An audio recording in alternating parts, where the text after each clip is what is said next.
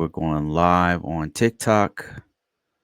Live on TikTok. We're going live on YouTube, and we're going live on Instagram if it'll work today. Yep. Okay, there we go. Hey guys, this is Bruce, and welcome to the ConvoCourses podcast. And I'm going to be continuing on with training for what I'm calling the RoadMap, GRC RoadMap. And we're starting early today because I have some stuff to do. I might just move all my times to earlier. That might be better if I do that. But because lately I've been doing these early.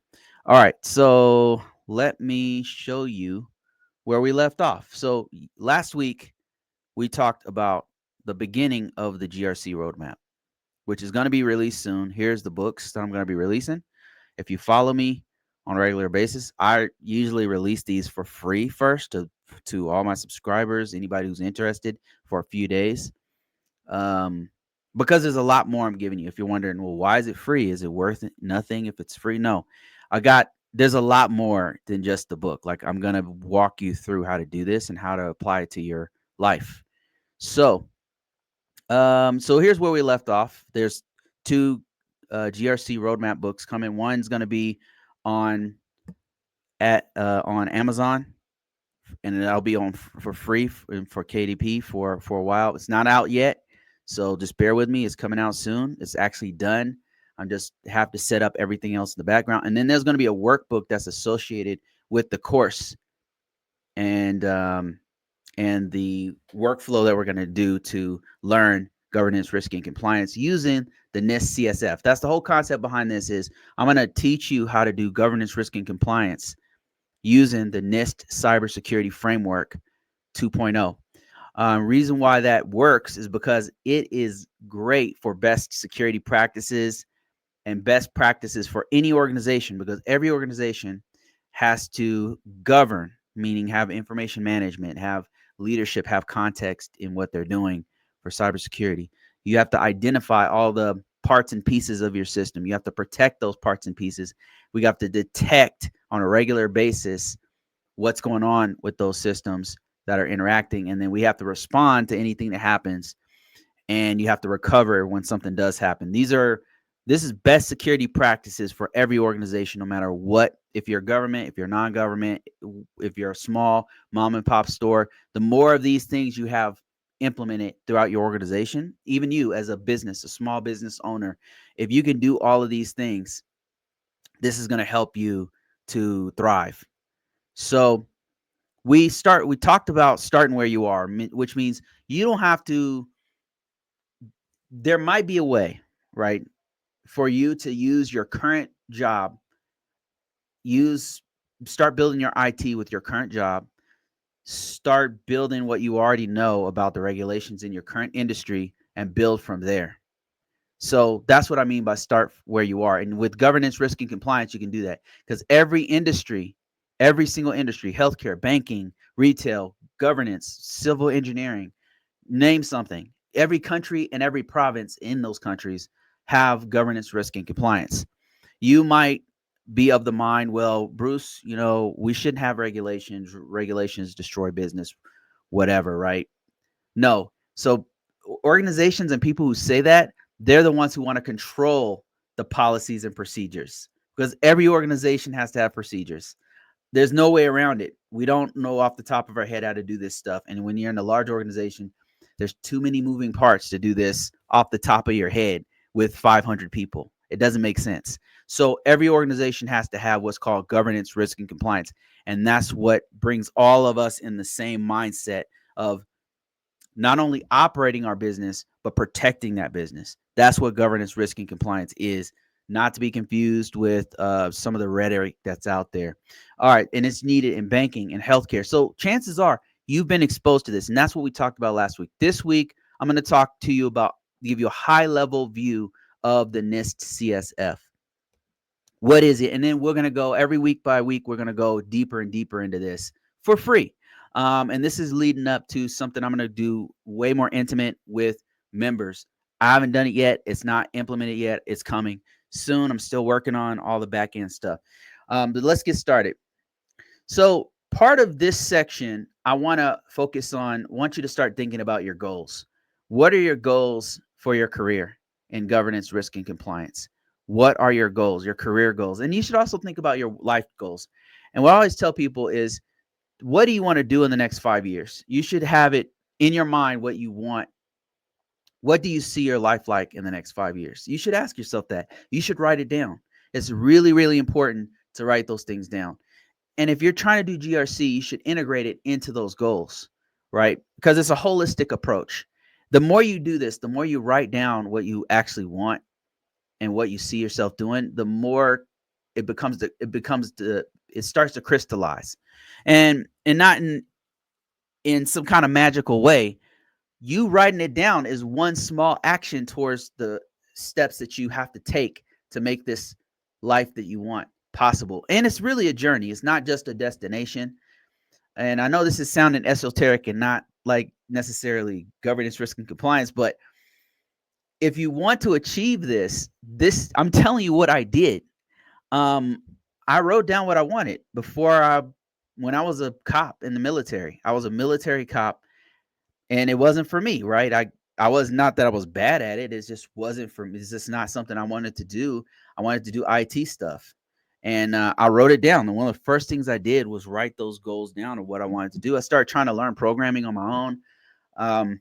And my goals, what I found was that my destination changed. And that's what will happen to you. You write down what you want, the goals you set for yourself, whether it's, become having more money, write down specific amounts, like when you want it in 5 years.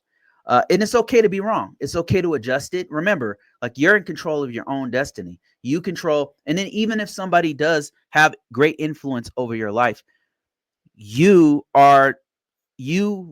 response is your choice. How you respond to things is your choice. So you are the greatest person to impact your life, not the president, not the administration. And when you move to another country, it's not going to be them either. It's you. And so you have to take responsibility. And that starts with you writing down your goals. I know, and maybe it's right now, it doesn't sound like it's part of cybersecurity and what I'm going to teach with risk management framework and all that stuff. But it is, because if you want this to happen, it starts with you writing down what you want.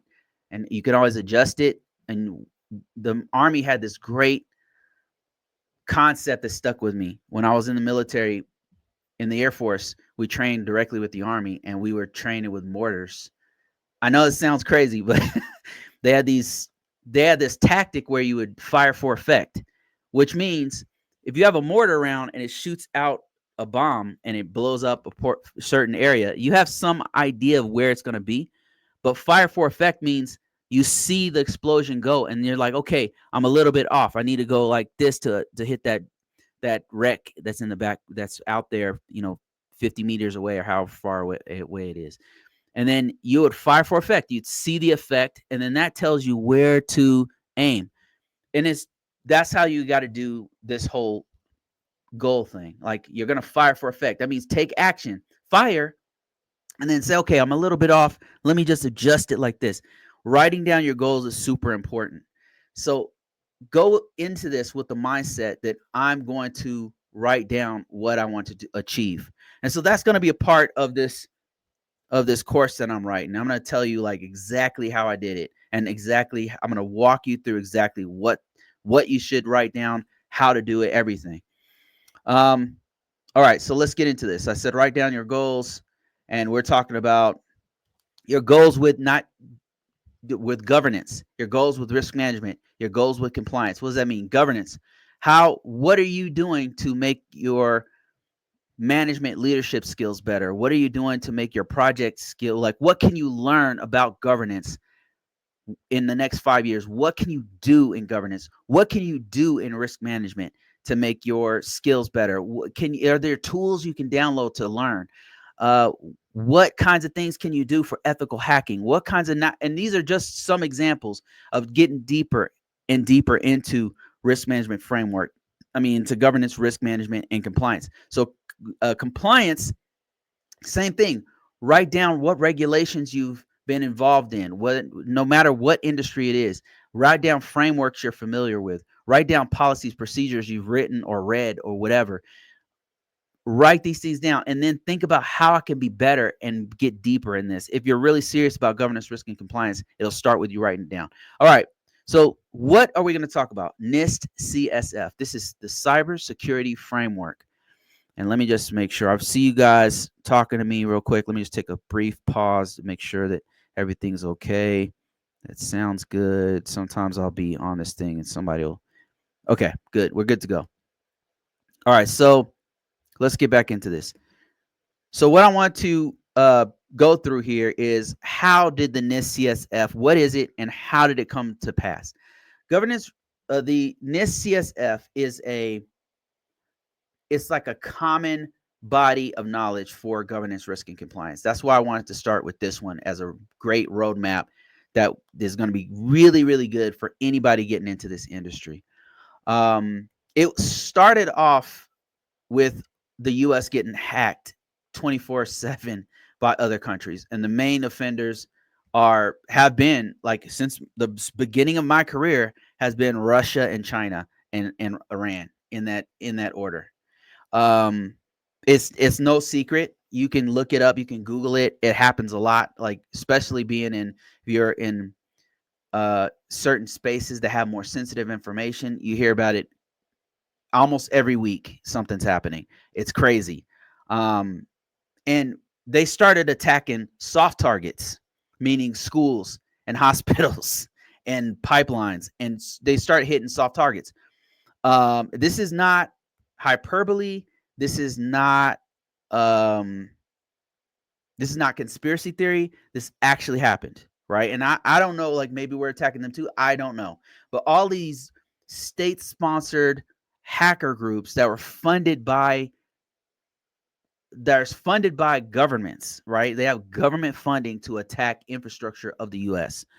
This started happening more and more towards like the mid to early the early 2020s. So 2011, you'll see this huge spike in the number of threats and number of vulnerabilities, and specifically something called APT, or advanced persistent threats, that are very advanced, from very smart, very skilled hackers that are infiltrating different parts and pieces of soft targets in the United States.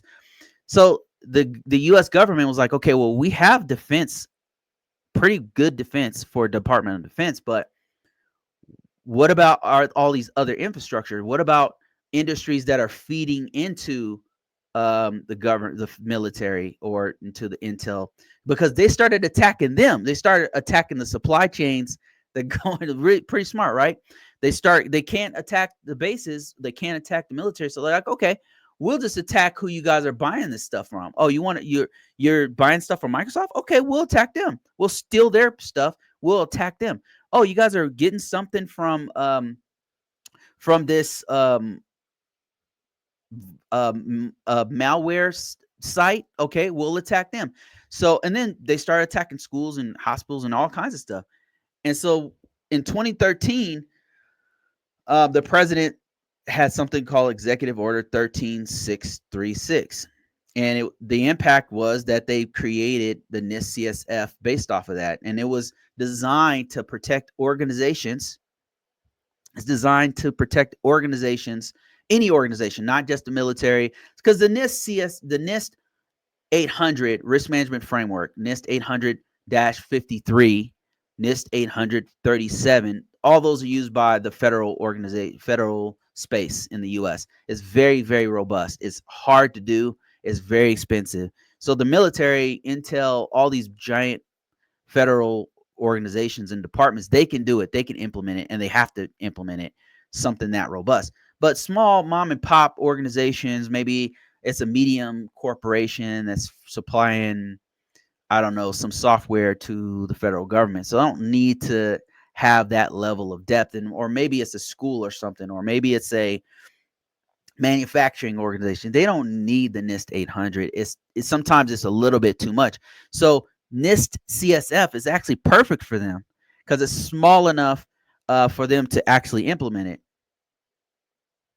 So it's adaptable. It can be integrated. It's global. Like a lot of countries, I shouldn't say allies anymore. A lot of countries use this NIST CSF because it's just really useful. So Canada uses it. I've seen it they'll cite it in their documentation. The EU, they use it. um, they'll use it, they'll cite it, or sometimes they'll reference it. It's really great as a reference as well, because there's 6 core functions of it, and it's the basic things that every organization needs to do. Things like govern, that's information management. Things like identifying what's in your organization, what are the important parts in your organization, whether it's software, hardware. Protecting all of those assets, all of those important pieces. Detecting any kind of anomalies or things that are happening that's not supposed to be there, and then responding to threats. Like something happens, there's an incident, you have to be able to respond to it and then recover. Like, let's say a system goes down, not just hacked, but maybe there's a natural disaster or something like that. Organizations need to do all these 6 things in order to have a pretty robust method of keeping their data available. Because remember, at the end of the day, it's all about CIA. It's all about confidentiality, protecting the information, integrity, making sure the information was protected from point A to point B and it wasn't altered while it was on its way. And then, of course, availability. How accessible is that data if you have it on a website, or if your employees need to go to a database or do time cards or something like that? CIA. All of these things, governance, identify, protect, detect, respond, recover, are all about CIA, confidentiality, integrity, availability, right? And there's all kinds of deeper nuances to it. But right now, that's what you really need to know. We're talking about this at a high level. We'll go into governance and identify and all the other ones on future posts. So these functions, the CSF functions that I just talked about, break out into categories. So governance has categories underneath it. It breaks down, okay, what do you need for governance? And it's got like 6 different categories. Identify has like 6 different categories. A couple of them will be like, I think it's less than 6 now, it's like 3. But identify will be things like identifying the software in your environment, having a software inventory, having a hardware inventory, identifying threats in your organization, identifying vulnerabilities. So all the categories are broken down like that, and those categories have subcategories. And once you get deeper into this, you'll see that it aligns perfectly with things like the ISO 27001. It'll map directly to things like the NIST 800 dash 37 dash 53. It'll map great to cloud compliance, FISMA, FedRAMP, HIPAA, whatever. You choose your poison. Like, it'll map to all these things, because the way that they broke it up is all the main things that you have to have in order to have a robust cybersecurity program. So that's why it's so effective. All right, let's go to the next one here. And here's an example of what it looks like when you're going through the categories. So you've got functions: govern, identify, protect, detect, and each one of these has a category, and then those categories have subcategories that are kind of like controls. Like, think of these as like security controls. They're not called controls, but they're pretty much synonymous with controls. They're not saying that you have to use this exact thing, but what's cool about, say, IDAM, which is asset management, is it specifically addresses things anybody's supposed to have, like making sure that you've identified your software and hardware. You could map that to something like the NIST 800, which would be, I don't know, AC controls, or some of the other controls, that families that are in the NIST 800. And you could also map it to things like PCI DSS. So one of the greatest powers of the CSF, if you learn this right here, you'll be able to map easier to any kind of framework, any kind of regulation. You'll be able to map much easier to those areas. So let's keep going here. I see you guys' comments here. I'm just kind of going through them here real quick, but we're going to keep going. So that's what that looks like, and it's really, really great for mapping. It's one of the best for mapping. At the last place that I worked at, that was one of the things we did was to map those controls using that. Okay, let me see. Here we go. Sorry about that. All right, so let's go to the next slide here. Next slide, next slide. Oh, okay. Another big part of the NIST CSF is profiles. So profile, the simplest way I can explain it is you have a current profile, which is your current security posture. What does your current security look like? And then the target profile is where do you want to be? Where's the organization's goal? And then the gap analysis means what's our gap between where we are now and where we want to be. That's all a profile is, and that's one of the unique parts of a NIST CSF. This is not something, they might name it something different in some of the other frameworks, but that profile thing is kind of unique to the NIST CSF. And then you've got your tiered implementation tiers, and this sounds fancy, but it's all it is a very it's a very common idea that you don't think about it often in cybersecurity. But the idea is this: there's different levels of effort that are based on how much security you want to have. Give you a very specific example. If you have a business and you have a website with that business, and all you do is you provide a service and you have to collect your users' information, right? You have security, right? You have things like encryption whenever they put their username and your username password in there, and to get to your access data or whatever. But that's very different than the level of effort that a large intel organization has to have. They have to have a different level of effort. And so these tiers point to those levels of effort. And you could have great implementation in any level that you're at, but they have a tier 1, which is partial, which means you're doing the best you can with what you have. Tier 2 is risk informed, meaning you're following the best security practices at many parts of the organization. If you have an organization, not everybody is aware of what's going on, but you have like maybe you're the person who knows all the security practices and you're putting it out. You approve what's going on, but nobody else knows what's going on. You just tell them what to do.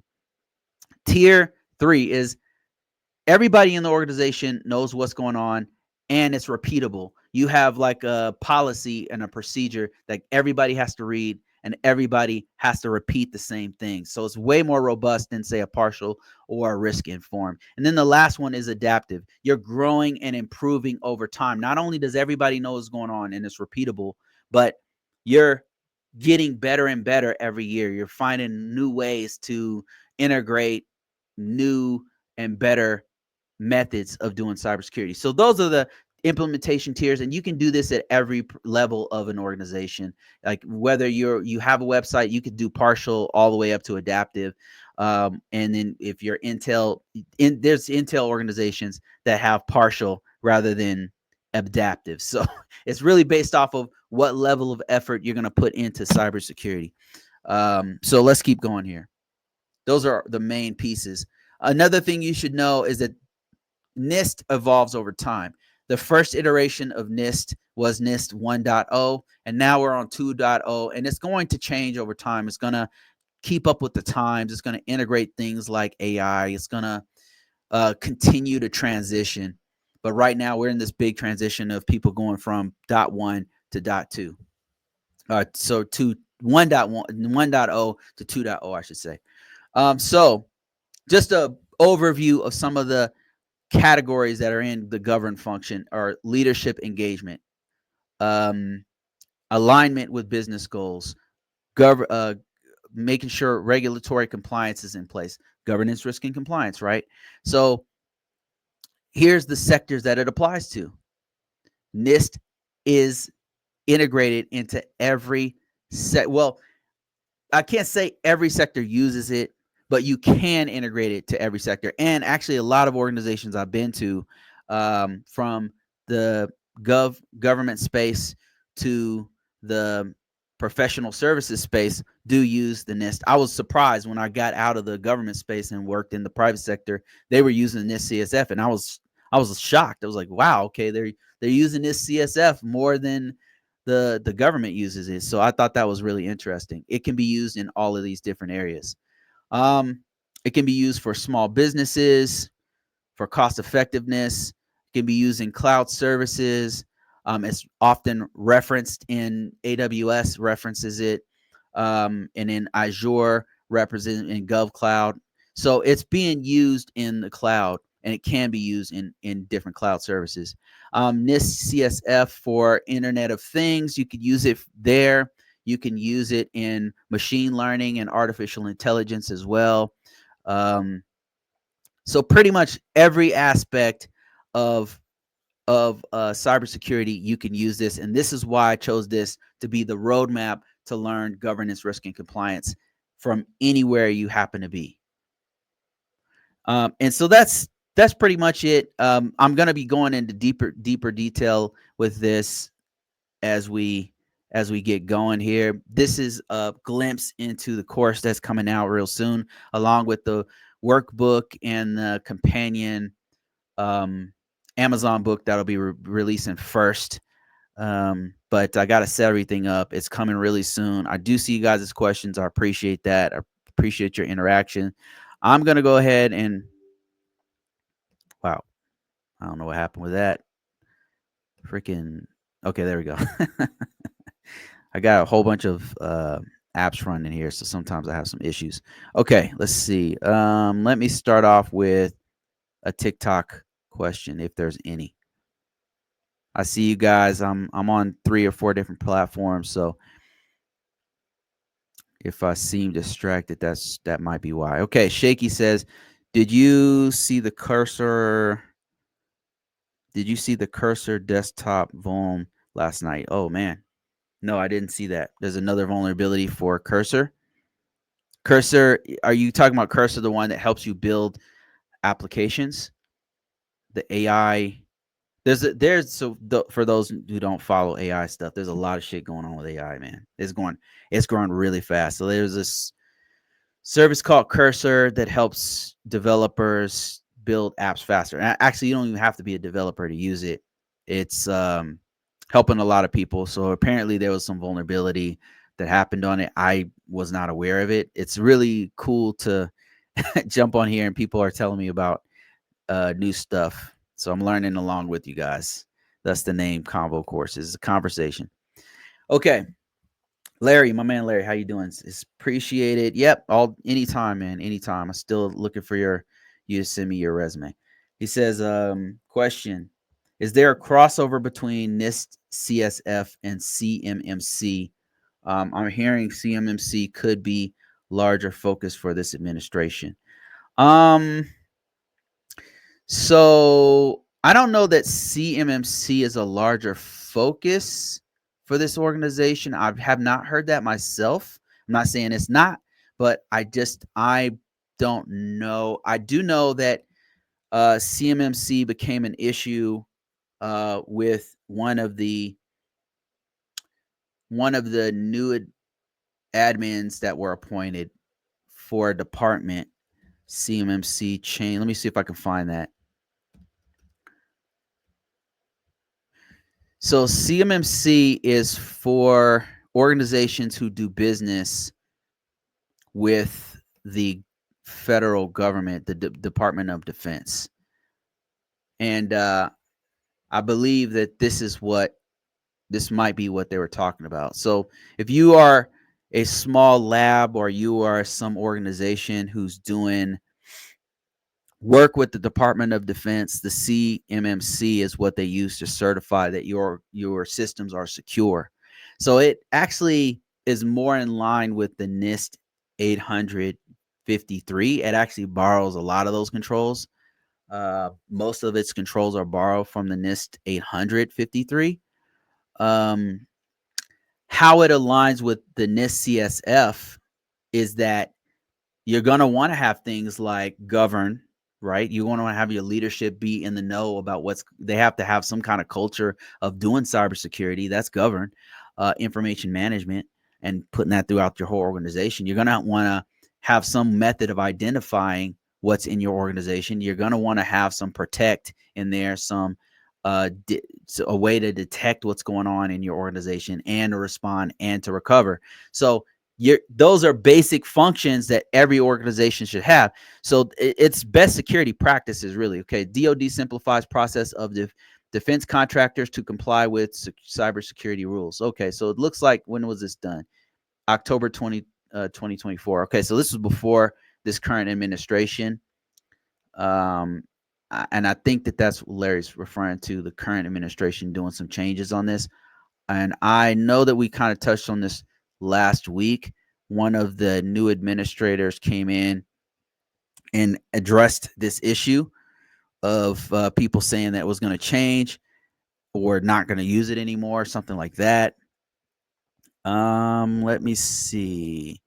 There is a revision 3, but that was released like beginning of last year. Changing, man. Okay, I'm not seeing that article from last week. Bear with me. Let me see if I can find what article that came from and where. All right, and I'm still not finding it. So, just to answer your question, first part of the question is there a crossover between them? There's a lot of overlap, I'd say, between these two things. There's a lot of overlap between your NIST CSF and the CMMC. I don't know that there's like a huge shift. I have not heard about a huge shift coming from the current administration. Let me just look one more time. Okay, CMMC is and beyond. Let me just show my screen. And beyond in cybersecurity, what's coming under the Trump administration? Pentagon's cybersecurity mandate, CMMC 2, likely to survive under Trump. Yeah. So I know that this is some kind of a rumor saying that they're going to change this or they're going to get rid of it or something like that. I don't think that this is on their radar to get rid of. I don't know why they would. They haven't really been paying attention to stuff like this.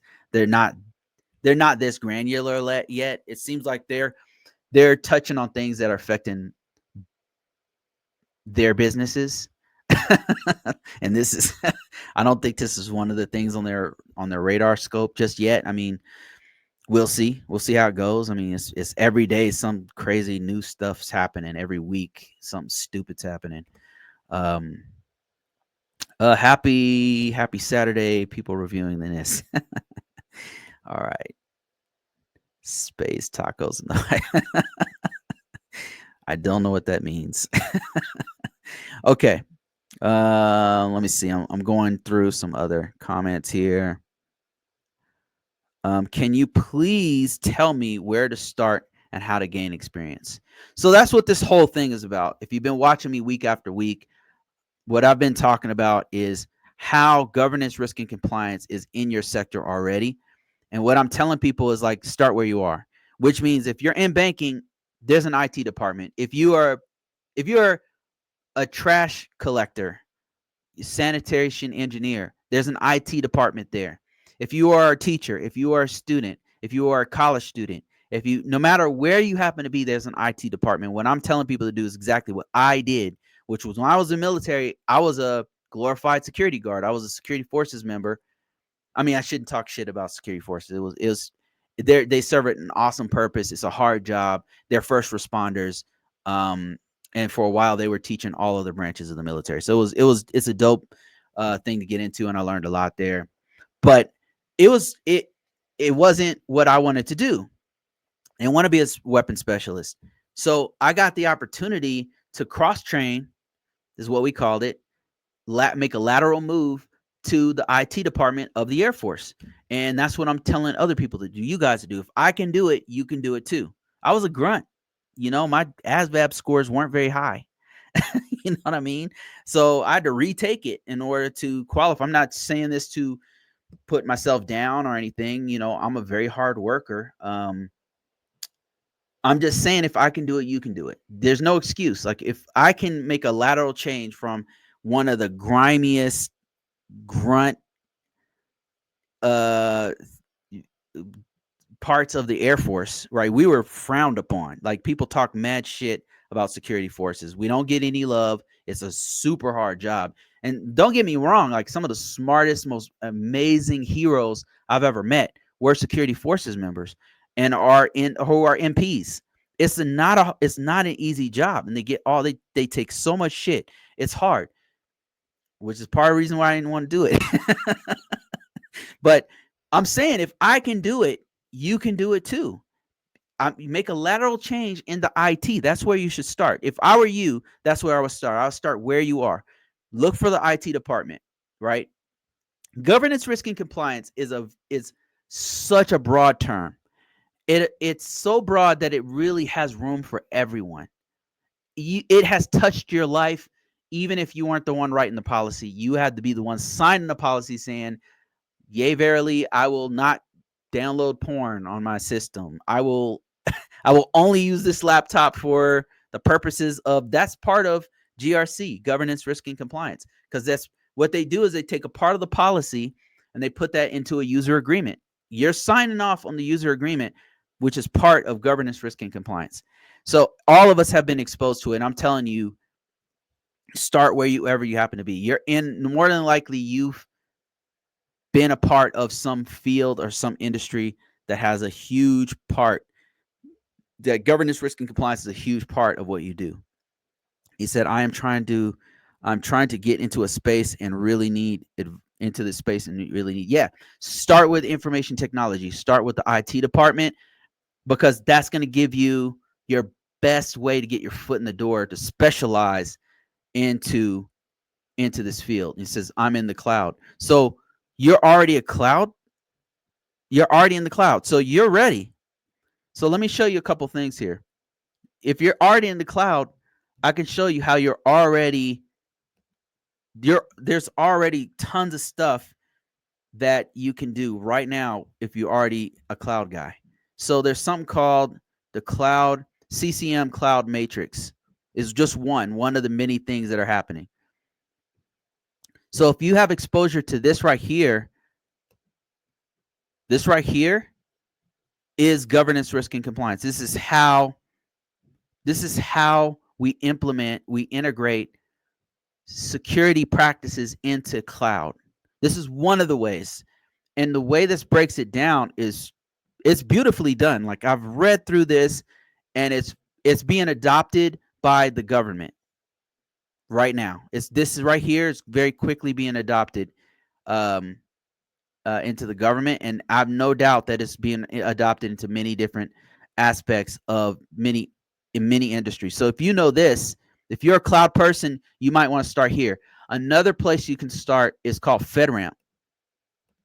FedRAMP is what the government uses, what the U.S. government uses to secure its cloud infrastructure. So if you know these things, if you have been a part of these, if you're an IT person already, you already have a huge advantage over most people, because you already have exposure. You have the skill set already to start to build and specialize in this. And this is I'm telling you, people are looking for this as we speak. The government sector is a little weird, like right now, because of the current administration. I don't know what the hell they're doing, to be honest with you. If I speculate, I don't know. They could change their mind tomorrow. I have no clue what they're doing. It doesn't make any sense. I know they're trying to cut the budget, but to do it from the ground up is incredibly dumb. And is a very clear indication that they have no idea what the fuck they're doing.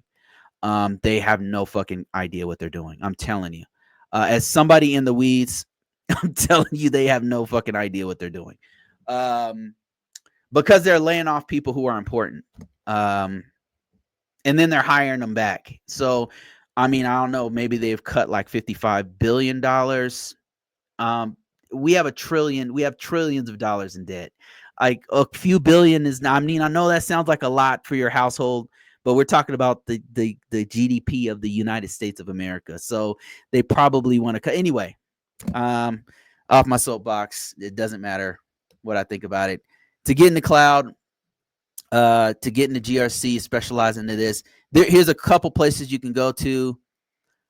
Here's one. You want to read through this. I guarantee you, if you're a cloud person, if you start reading this, a light bulb's going to go on. It talks about the shared responsibility model, how it's integrated. It's agnostic from vendors, right? It doesn't just talk about AWS or Azure. It's like, it's really, really good. If you get into this stuff right here as a cloud person, you're going to make yourself very valuable. And then after you read this, put the shit on your resume. And then FedRAMP too. Like I said, federal space is a little wonky right now and weird, but there's many other industries. There's banking, there's healthcare, there's retail, there's, so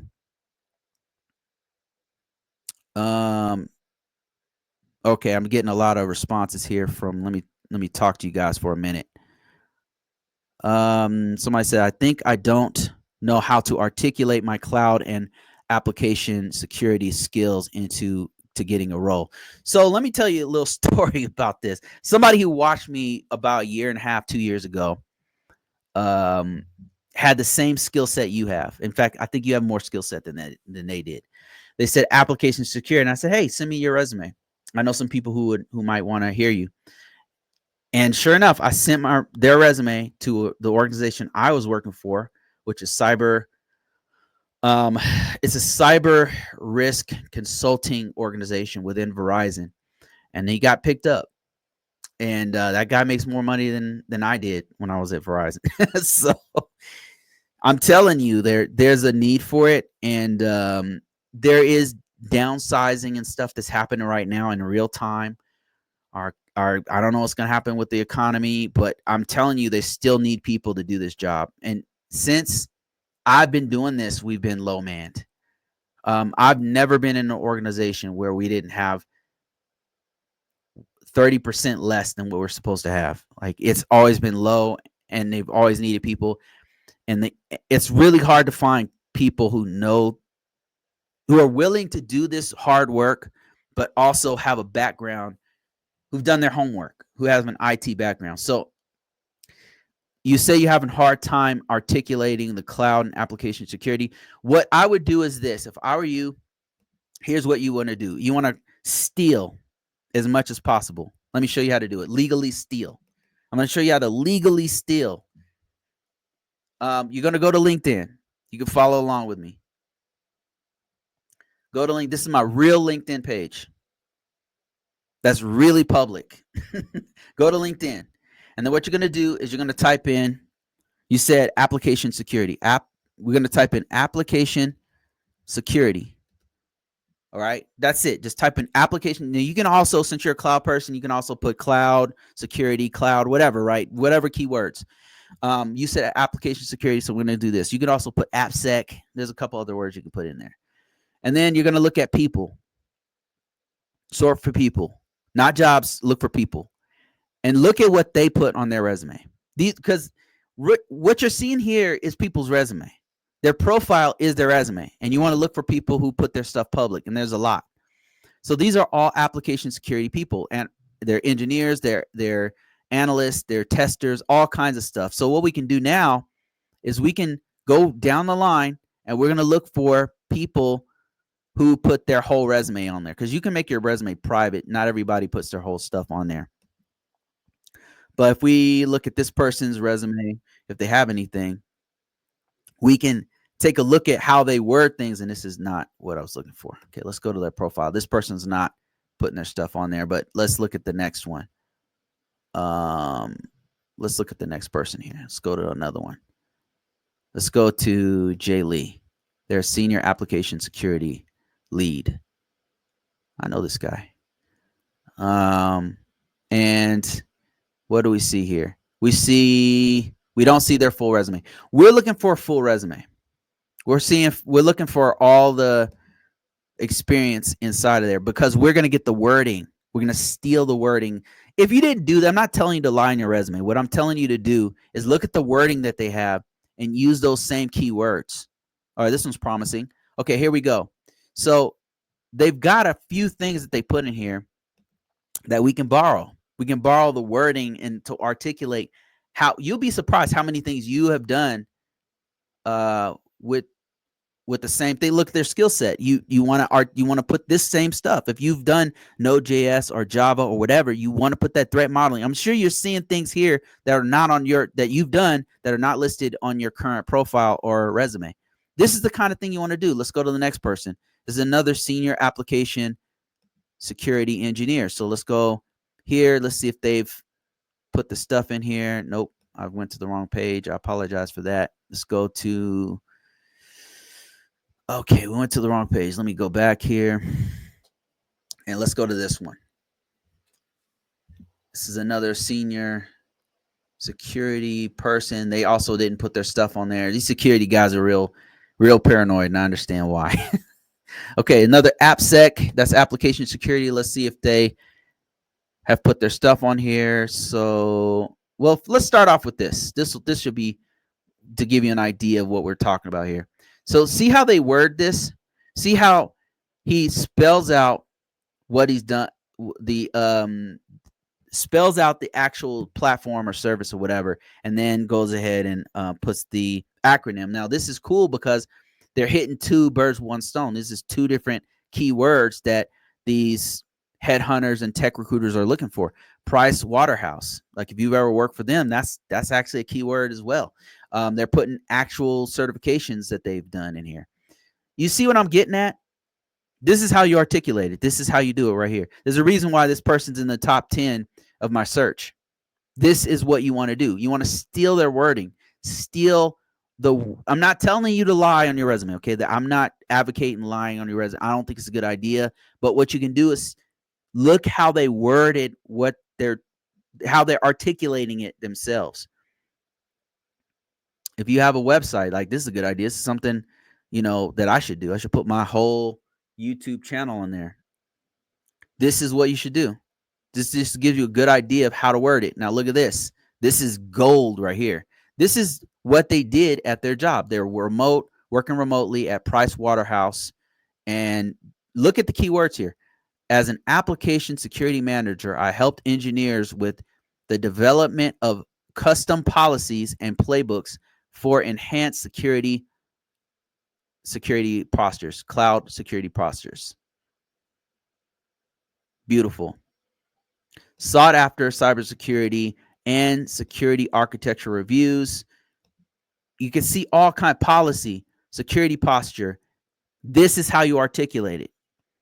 And there's just a huge amount of people to choose from who put their all of their stuff online. So that's what you want to do. This goes for everybody. Anybody who's trying to get their stuff out there, trying to get a job, right? I'm telling you guys right now, there's a huge demand for people to people who to do governance, risk, and compliance in all industries. It goes up and down. Like I'm not saying it's always like I would say probably 5 years ago it was a lot more jobs and opportunities and stuff than now. It has gone down a bit. I'll admit it has changed. And right now, I don't know where this is going. Some industries suffer. Like if the stock market takes a hit, you start seeing all these layoffs from Google and from FANG organizations. Facebook, Meta, Amazon, Apple, all those people who rely heavily on the stock market, they start going down. Like right now, we have a new administration I don't know what he's doing, but they're cutting the government in half. They're attempting to purge the government. So those jobs for GS positions are going down. As a contractor, I haven't felt it as much yet, but it's probably coming. All right, David says, It needs to be reviewed at least quarterly, if not yearly. Oh, I think he's talking about the NIST CSF. And then Larry says, what are your first? What was your first role in which you had to apply frameworks? It's a good question. Are there any lessons learned from them as a beginner um, to doing it now as a seasoned professional? This is a fucking really good question, Larry. Larry has some great questions.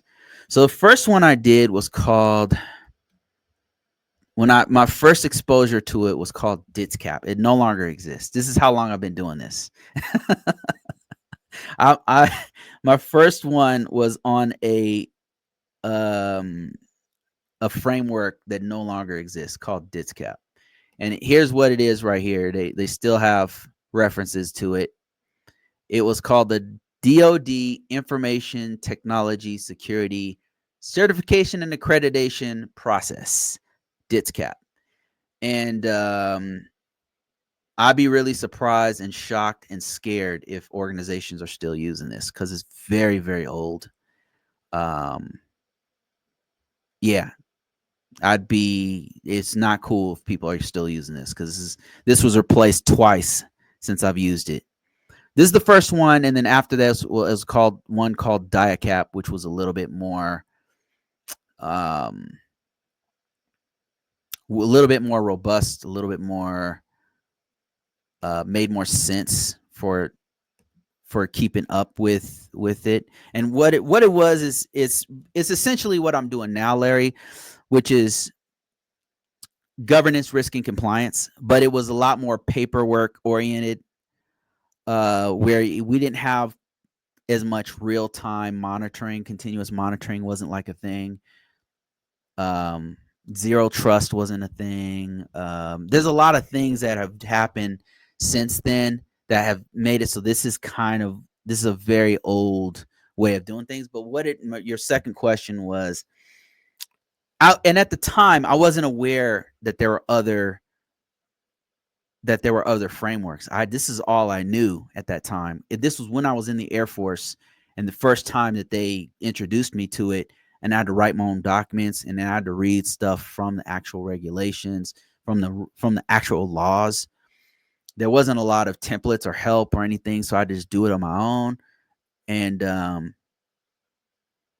people were blown away. Like I had some auditors come in. I was in like the Intel defense space, and they saw my documents. They were like, "Where'd you get this from?" I said, "I made it." And then they said, "Can we borrow this?" They wanted to borrow the template, and they did. So that was a long time ago. So things have changed since then. So your next question was, are there any lessons learned from now till then? Yeah, man, there's so many things I've learned. I think the biggest thing was, at the time, I thought it was a waste of time. I thought it wasn't. I wanted to just fix routers or switches or firewalls. I was a hands-on type person, and I really was into, and I still am into the technical side of it. That's the reason. For me, it's like toys. It's like figuring out puzzles. It's really fun for me. What I learned is how important this how important this is. And I remember sitting in a boot camp when I was in the military, and in the boot camp we were learning A+. It was a boot camp that taught us like 5 different certs at once. It was brutal. And it was in the military, so they could just have us sit in classes every day for a week, 16 hours a day, right? So it was grind. We learned A+ certification, MCP, Microsoft certified professional, whatever the hell it was back then, and then several other ones. I don't know.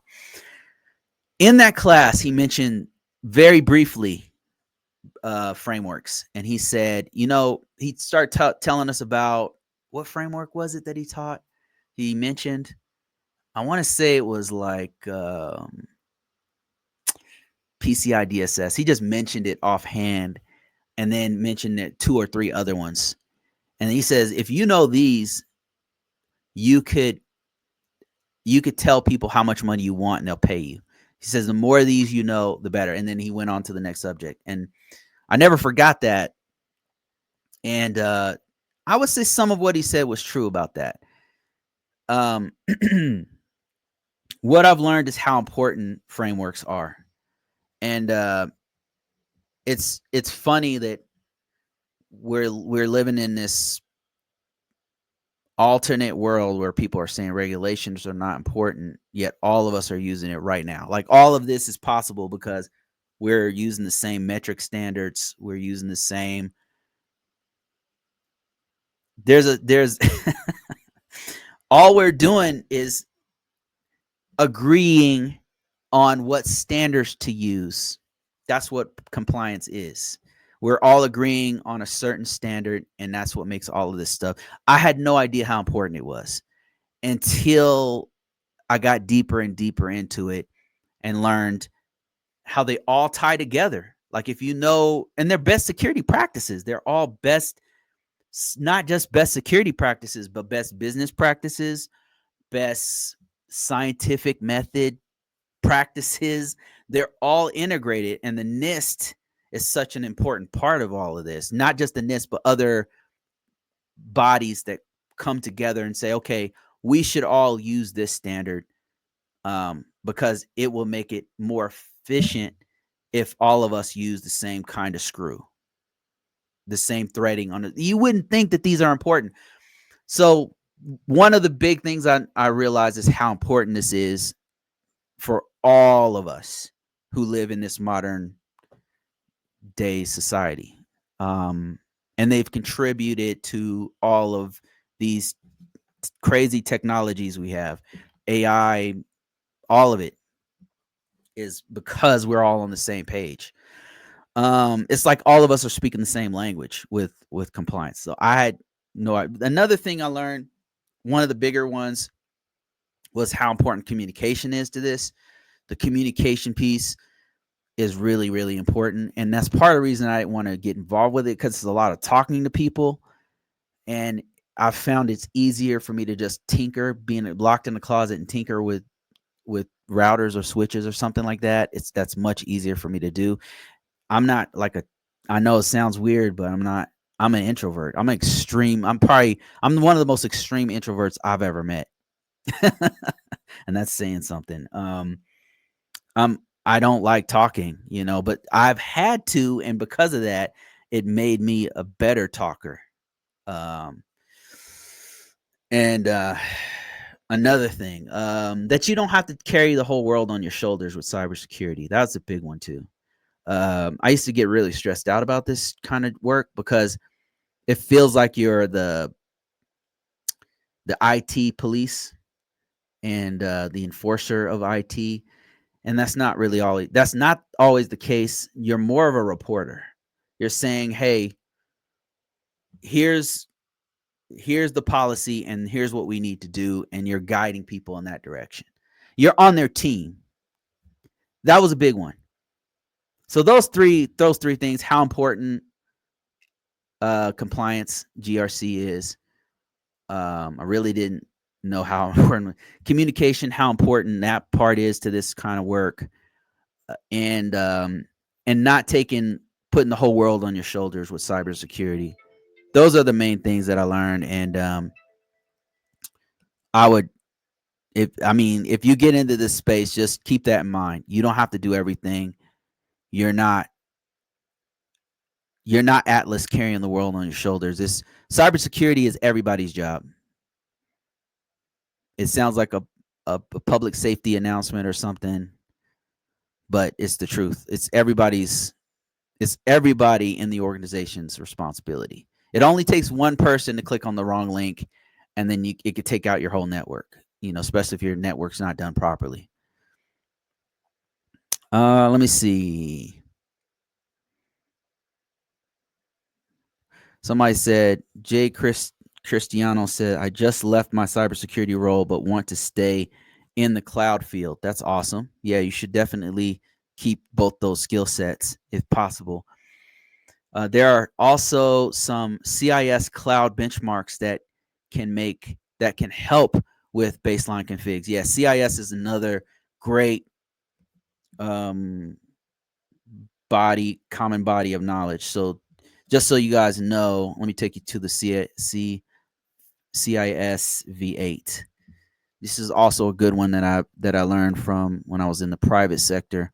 They don't use so much in the public sector, but here it is right here, and they have a bunch of controls that all of these controls kind of integrate. Like you're going to have different best security practices that you'll see everywhere. Some focus more on one area more than another. Like, HIPAA is not necessarily a framework, but it's going to focus more on protecting patient information, for example. And you can kind of see why they focus on certain things over another. But yeah, that's the CIS controls, and it's also got some great stuff for cloud, great tools that you can use to help you to have enhanced security in your organization. So excited after seeing a fellow GRC person here. Yeah, it's not many of us.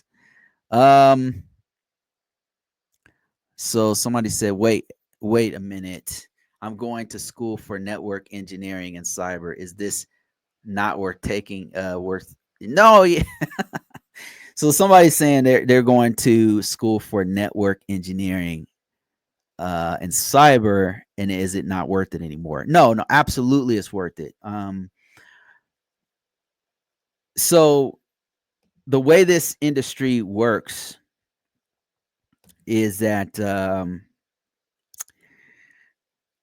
lot of the organizations who get these contracts with the government in particular, if they're looking for a degree or a specialization, a lot of times they're looking really, first of all, for experience. Let me just keep it real with you. They're really looking for your experience in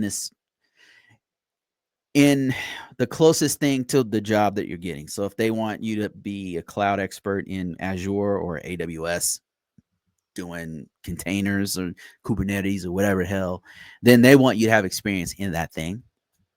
And then the second thing they'll look at besides experience is going to be a degree. If you have a degree, they're going to be looking at, okay, well, is it a computer degree? Okay, it's not a computer degree.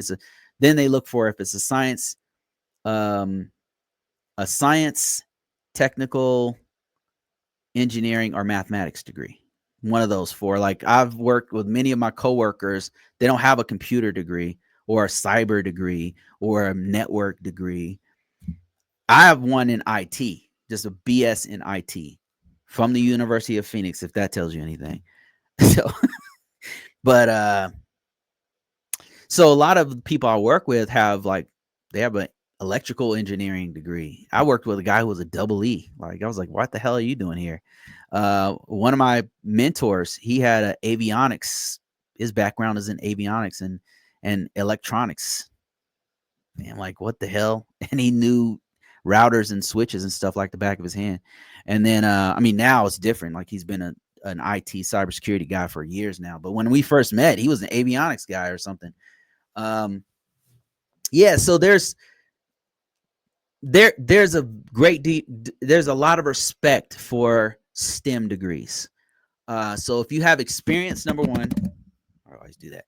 Experience number one, experience overall. But after that degree, we're talking about high paying jobs. Now, not all jobs require a degree, just so you know, but experience, a degree, and then certifications in that order. That's not to say that you have to have a degree. You don't to get in this field. Like I said, both of my top mentors did not have a degree when I first met them, and they were two of the smartest motherfuckers I've ever seen in IT that I've ever met since. No degree at the time. Now they have a degree and running director,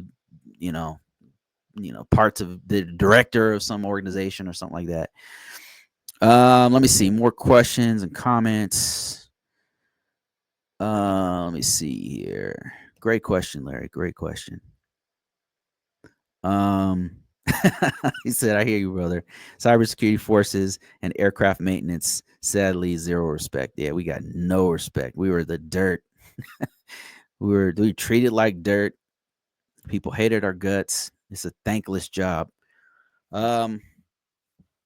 Luckily, SecDef listed cybersecurity as a protected category from cuts along with other critical.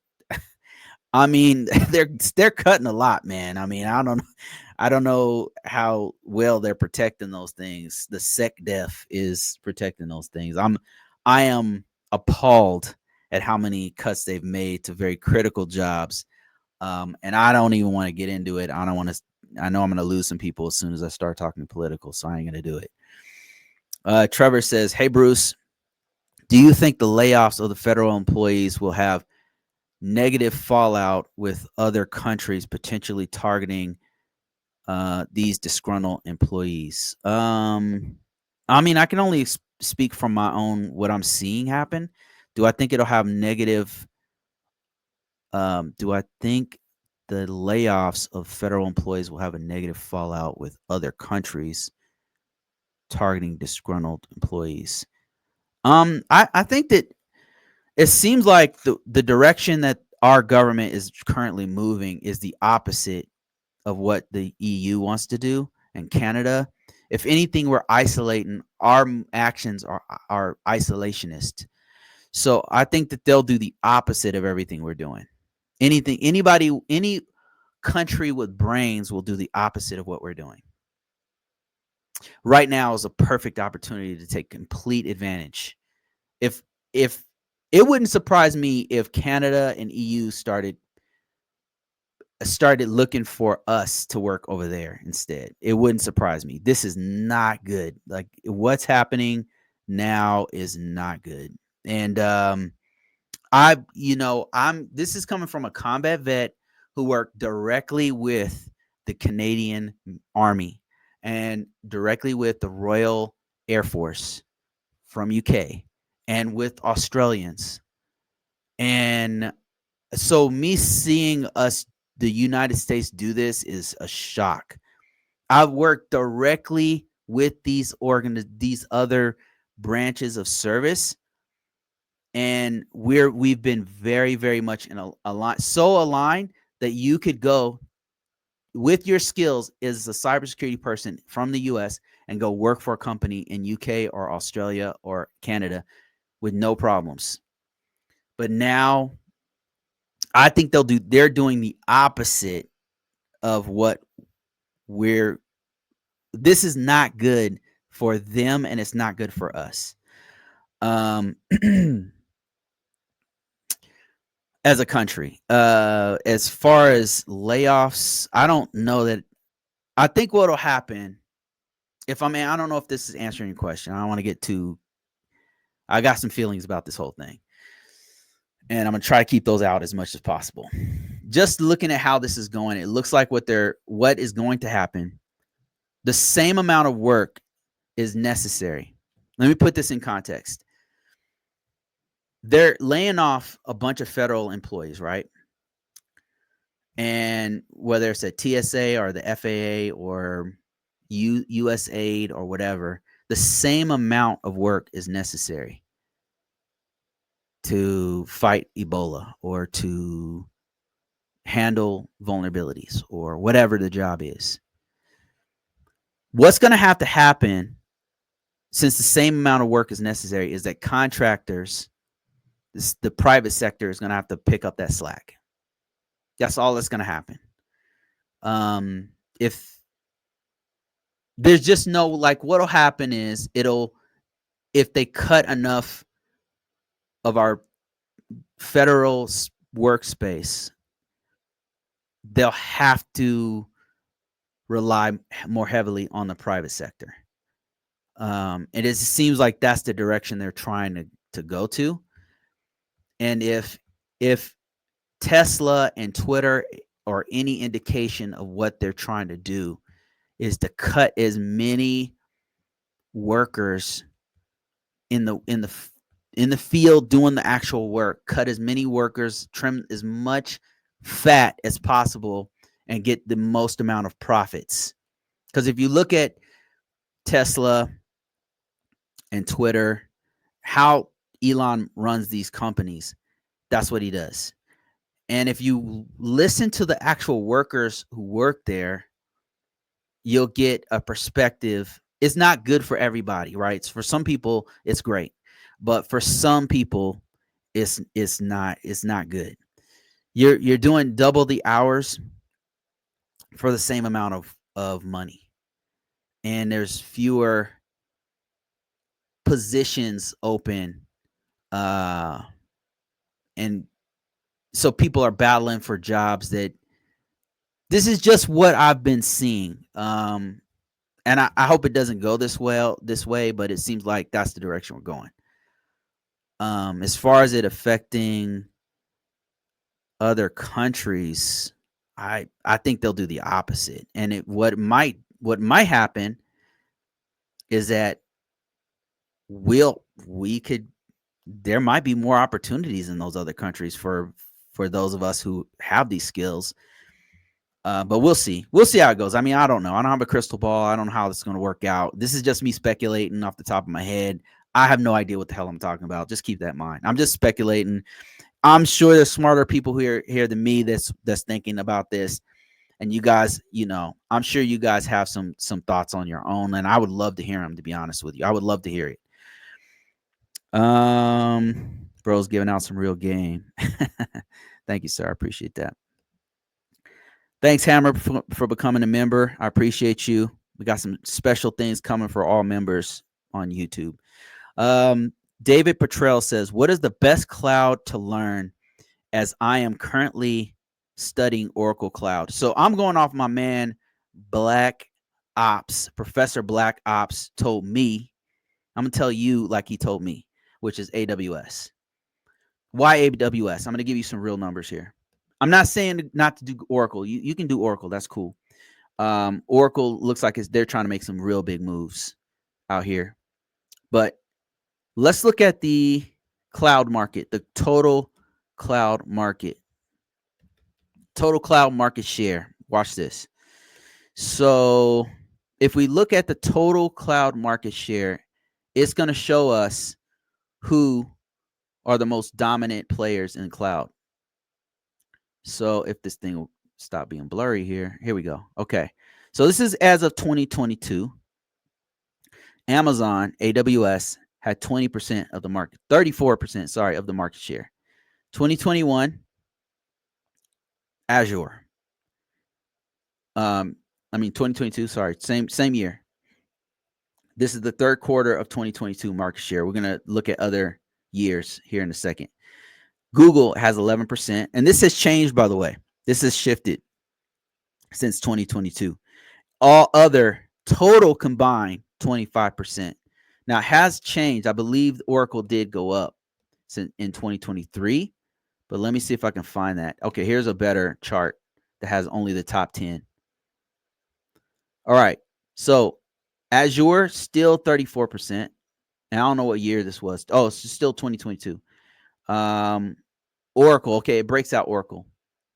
So you've got Azure 21%, Google Cloud 11%. And I apologize for this being blurry here, but let me see if I can get a better image of this. And you can see at the bottom, it had Oracle at 2%. 2% of the total market now. So that's still quite a bit, David.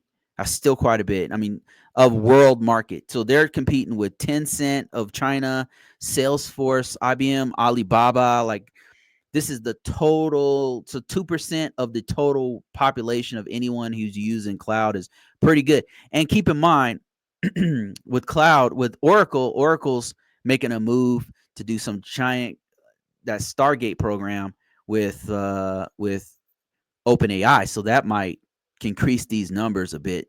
So their move into AI is about to be big. So this is the reason why I went for AWS.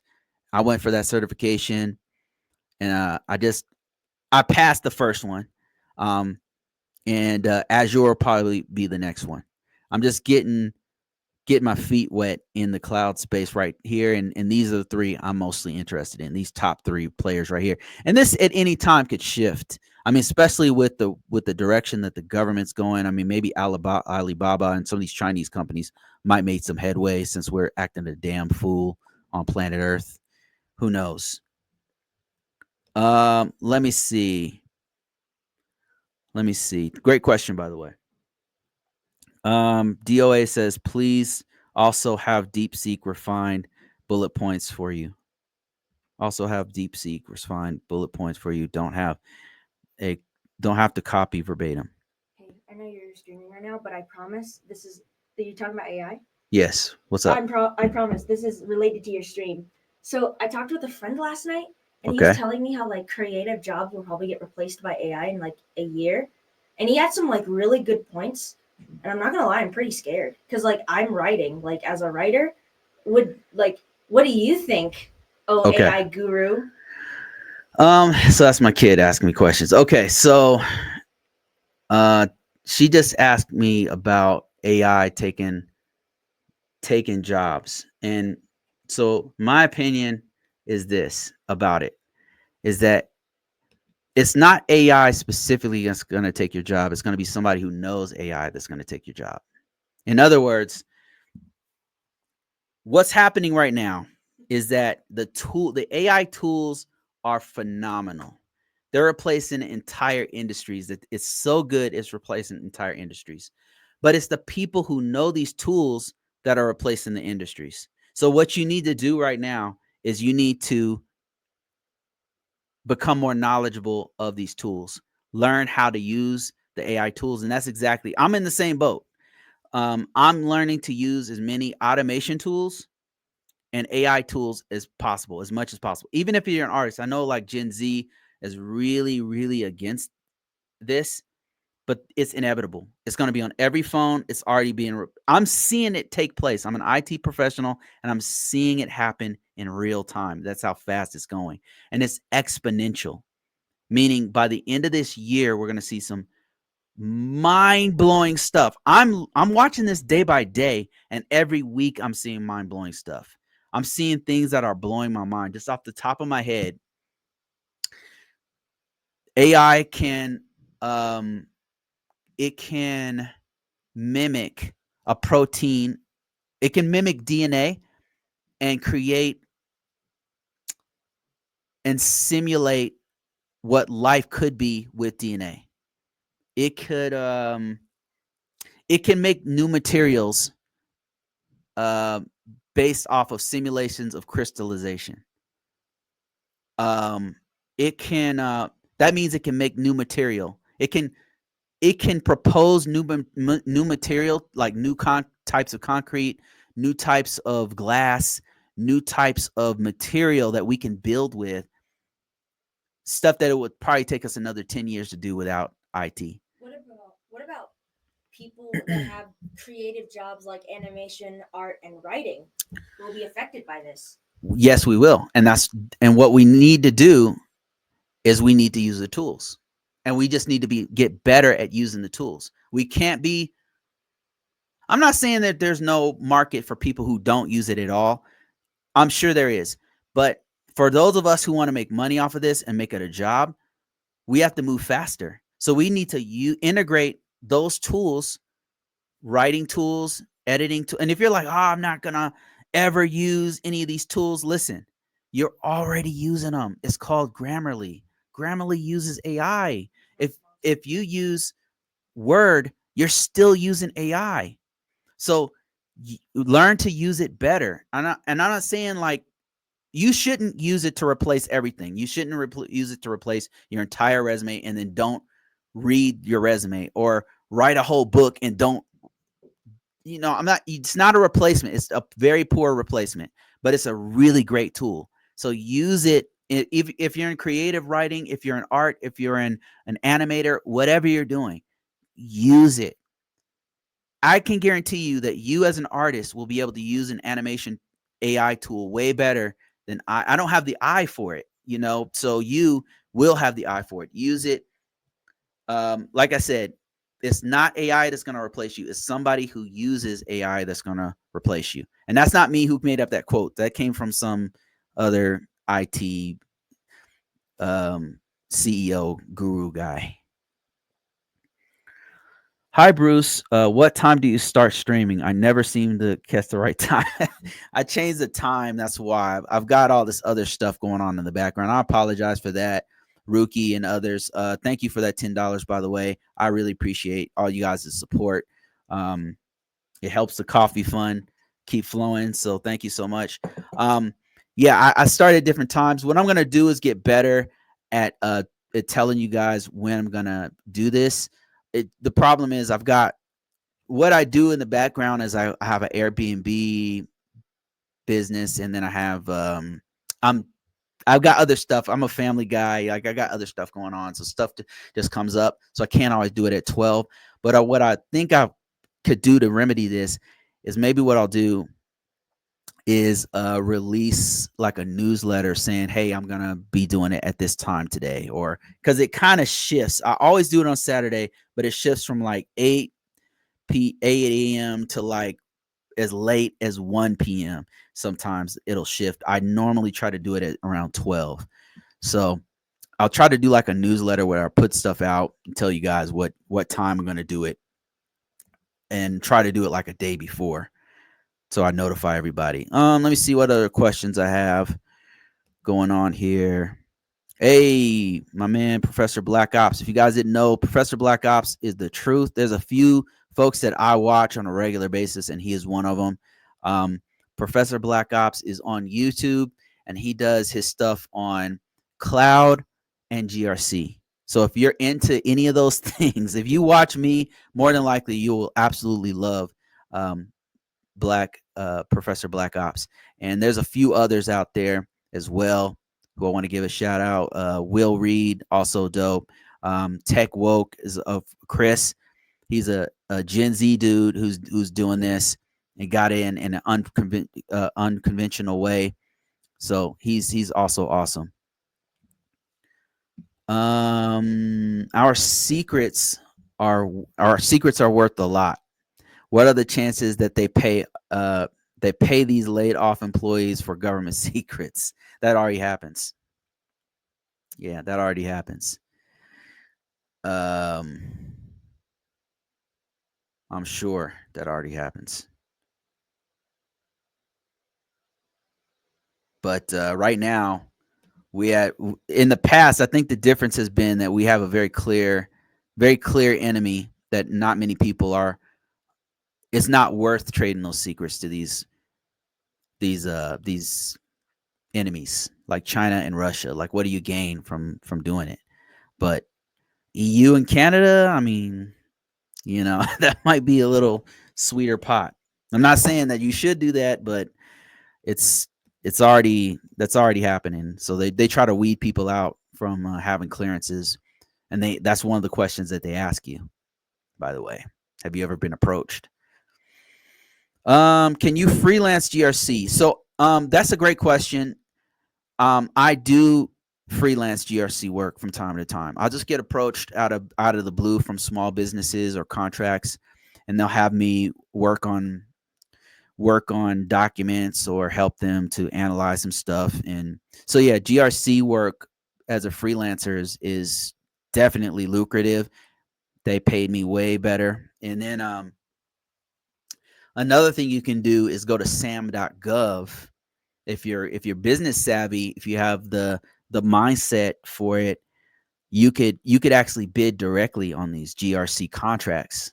So they're wanting like a NIST 800 background where you're doing documentation on it. Yeah, you could totally do GRC as a freelancer. Another question I'm getting from TikTok. These are some great questions, by the way, guys. I appreciate it. And I'm going to have to get off of here in about probably 30 more minutes. I got to go. But when Rocco says, I'm doing PCI DSS on the side right now as we're talking. Yeah, like I've I've done a couple of freelance work where I came in and they'll do like a quick background check on me. Not like we didn't need a clearance or anything like that because I wasn't accessing sensitive information or anything, but they just do a quick background check. And then once that was done, they would hire me to do like like a policy, redo their policy or something like that, or like a procedures, and line all the procedures up. And then they gave me some access to some of their back end systems to help to put some of the data in there, stuff like that. Yeah, and then it would be like a 4-month thing, 3-month thing, something like that. So yes, you can do it, and it pays really good. Do you teach classes on GRC? So yeah, that's what I'm doing right now. Um, in the past, some of my current courses include NIST Risk Management Framework for Information System Security Officers. But what I'm trying to do is expand it to where I'm talking to anybody who's trying to do governance, risk, and compliance in any industry. So I'm doing that by teaching NIST GRC, and that's coming really soon. I'm still working on the back end stuff to have a portal for my students to go through, because it's more than just a course. It'll be a program where we're walking through this stuff. When Rocco says, I get headhunters reaching out to me multiple times a week for network jobs. Yeah, same here. Once you get a certain amount of governance, risk, and compliance skills and a knowledge of things like the NIST GRC or things like PCI DSS, NIST GRC, I mean NIST CSF. Once you get this stuff in on your profile, you start getting people reaching out to you to help you to do these things on large contracts, small contracts, all kinds of stuff. And it's a lot of time. I mean, I'm turning down a lot of stuff. That's why another thing I'm going to start doing is posting on a regular basis. Everything that's sent to me that I'm not using, I'm going to send it to my community. And that's the stuff that I'm working on. I disagree. The automation, I disagree. There's automation in teased duties to one person with pay raise. Okay, I'm not sure what. Yes, I heard that they are trying to recruit federal employees. Yeah, so I know that Doge right now, the whole department that's actually firing a bunch of government workers are actually hiring some of these government workers to go destroy more companies. So that's kind of what I mean. They're hiring. Let me back up. Let me clear this up. So what I'm hearing, what I'm seeing, some of what's happening is that Doge, the Department of Government Efficiency, that's headed by, well, I think it's Elon, but they're saying it's not. So whatever, right? We all know what's going on. So that department is going through and cutting and slashing all these government workers, and then they're hiring some of them to help to slash more government work. And it looks like what's happening is that they're trying to lean heavier on the private sector. I don't know that that's necessarily a good thing. One of the things that I always thought was great about the government sector, it was safe for workers, because it was really difficult to fire people. So if you got a GS position and you happen to be a vet, and me, for example, I did 8 years in the military, I could become a GS worker, and it would go towards my total active service. So that would help me to get a retirement from the federal government. I could just work for 12 more years, I think, and then I could get an actual retirement directly from federal government, because it would combine it with my total active military service. So now, if they can just fire you faster than it, because it sounds like they're firing people faster than the private sector, which is crazy. The private sector, there's sharks out in these parts. It's not guaranteed. Like when you get a job, I'm working right now on a contract, and I know there's no guarantee. At any moment they could let me go for any reason. And I always have that in the back of my mind. That's why I'm always looking. I'm always getting calls I take calls from tech recruiters. I know that this is not where I'm going to stay. I know, But in GS positions in the past, before this administration took over, you were chilling. Like if you got a job there, that's one thing you didn't have to worry about, which is great because now you have more job security. It sounds like they're trying to eliminate the remaining remnants of whatever kind of um, stability that has been left in this job market. That was it. The only other one now is the military, and because if you can just be fired on a whim and with no notice, which is crazy and not professional at all. um, I don't know. I can no longer tell people to go into GS for that reason. That's no longer a pro if they can do that legally. If they can legally get away with what they're doing, I'm not telling people to go into the GS. I mean, I'm not going to say that's a pro if they can just fire you on a whim. No, that's crazy, man. Trevor says, okay, I think we already answered that one. Thank you guys for all your comments, by the way. I really, really appreciate it. It's a lot. I'm going to try to speed run through these. Thank you, Larry, for that $20, man. I really appreciate all your help, all your support. He says, can you speak a bit on the differences between working as a Fed employee versus a contractor versus a private sector company? Trying to wrap my head around the differences of the three. Liquid Death Fund. Thanks, sir. So if you guys go back and watch this, I'm gonna speak on it, but I got a really in-depth live that I did with Ryan. And he actually worked as all of these. So he was a federal employee. He also was he was in the military, federal employee, plus a contractor. And I think I'm not sure about the private sector, but he did all of those three.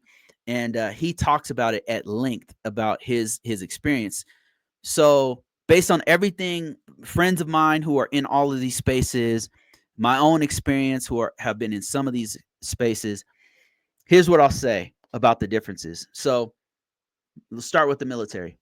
Military, it's difficult. It's not for everybody, I would say. That's why such a small percentage of Americans actually go into it or can go into it. It's difficult.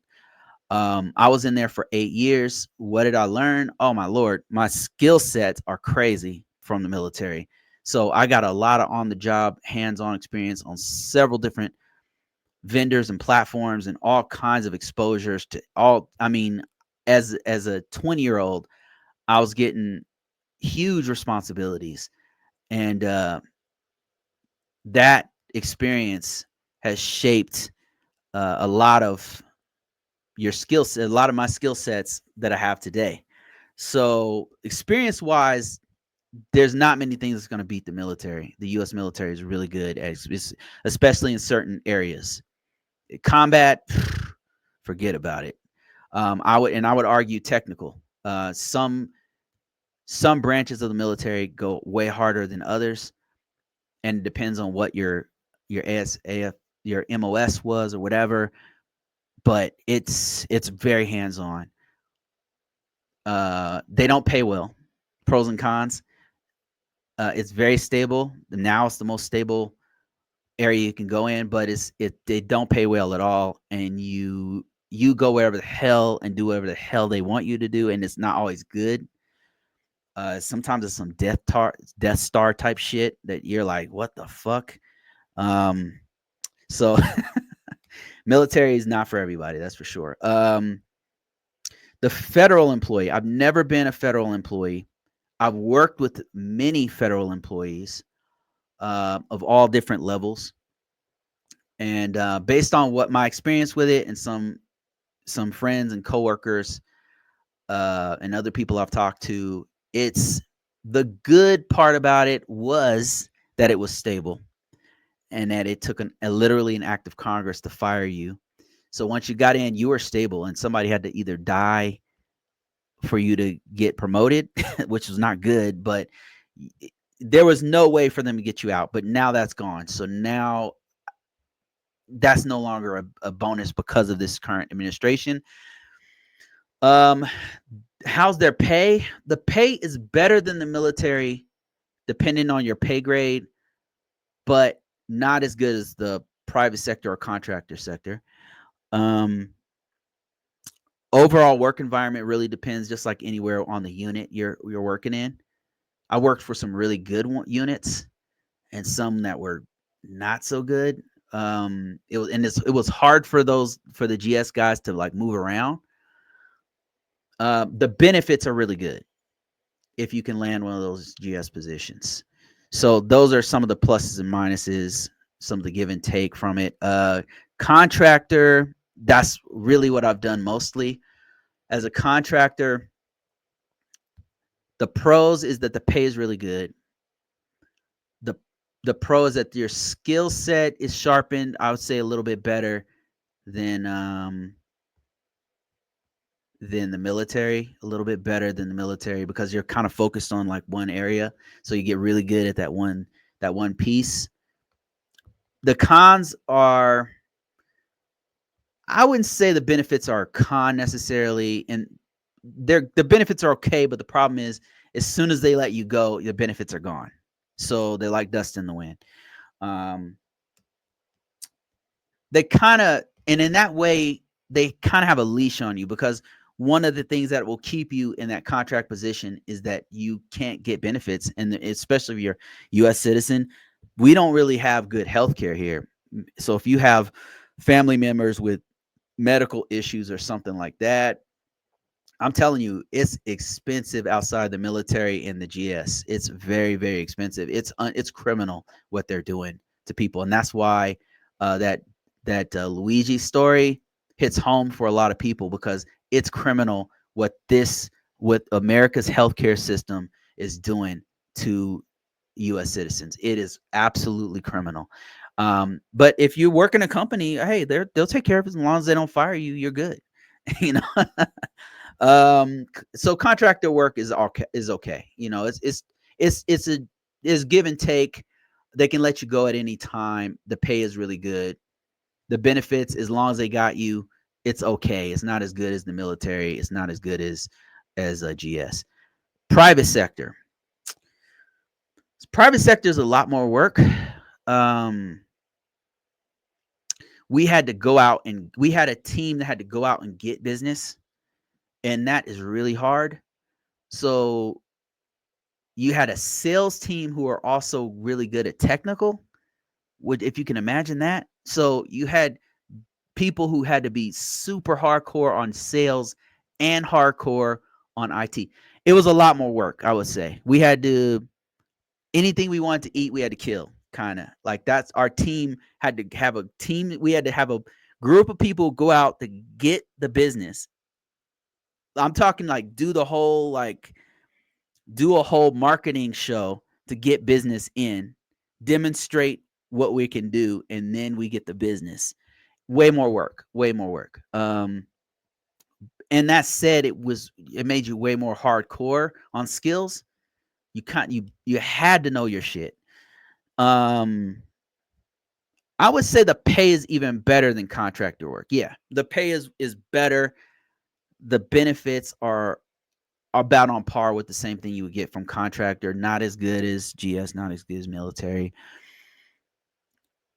Um, so that's pretty much it. It depends on where you're at. Like if you're a family guy, probably the best place was a federal worker this whole before they changed it. It used to be great for family. Now I don't. This seems like they don't really care about families anymore. They're just firing people and not giving no notice or anything. So I can no longer say that that's great for families. Um, Contractor probably be the best. I mean, I never thought I'd say that, but um, it's unfortunate. I have to say it's really unfortunate what they're doing here. But thanks, Larry, for that. Thanks for the great questions. Learn how to leverage AI. Yep, that's exactly what I'm talking about. Um, Learn how to leverage AI and use the tools in your current career. Yep, absolutely. I absolutely agree with that. Hey Wayne, how you doing, man? Let me answer a few more questions. I'm gonna answer questions as fast as I can. Looking into PCI, that's awesome. Another one you should look into is NIST 800 and NIST CSF. Somebody said I saw Jeff Bezos at the inaugural, so AWS. I'm starting with Cloud Plus because I want to learn the foundations. Is that good? A good move or a waste of time? No, I think that's a great move. CompTIA, I'm never going to bet against CompTIA. They have some great material. Um, I don't know the marketability of that certification. I'm not saying you shouldn't take it, but don't make it the last certification you're going to take. It's a good start, I would say. But let me just do some research. I'm going to go to Indeed.com. Let me show my screen over here show you guys what I'm doing here. So I'm on Indeed.com, and what we're going to do is we're going to do a little research. We're going to look at Cloud Plus, and it might not have a Cloud Plus, CompTIA Cloud Computing. Let's go CompTIA Cloud. But before that, let me just show you what I'm doing here, so this makes sense. Watch this. If I type in CISSP, I know that this is one of the highest, most marketable certifications out there. So if I just type this in, look how many jobs come up. 10,000 jobs, and it's approximately the same number if you go to LinkedIn or Dice or Monster or whatever. It's going to be the same thing. Now let's go to Security Plus. CompTIA Security Plus. Here we go. Let's see how many jobs. This is also a really great certification. Really, really great certification. Very marketable. People know what it is. 10,000 jobs. ISSO. Yep, I can confirm some of these jobs. Now let's look at another one. Let's look at Cloud CompTIA Cloud. Let's just type that. 4,000 jobs. Not bad. That is not bad. Not bad at all. Let's see what kinds of jobs they have. VMware, Network Security Operations Center, Analyst, ISSM, Security. Yeah, so that's not bad. That's not bad. Let's look at AWS. Let's look at AWS Cloud. This one's also a fire certification. My man Black Ops has this one, and this is a fire certification, 4,000 jobs. Unless, let me see if it searched. I'm thinking maybe it didn't search because it's saying the same number. 11,000 jobs. I stand corrected. 11,000 jobs. Now, just for confirmation, let me go CompTIA.